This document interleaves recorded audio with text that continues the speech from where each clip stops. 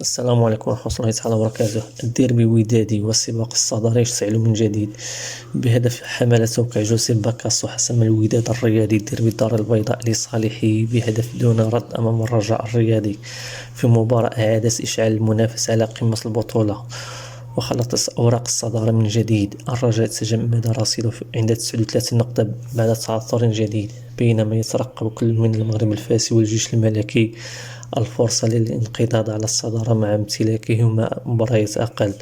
البطولة دخلت مرحلة الحسم، كل نقطة أصبحت تساوي الذهب، فمن يتوج ببطولة في آخر الموسم؟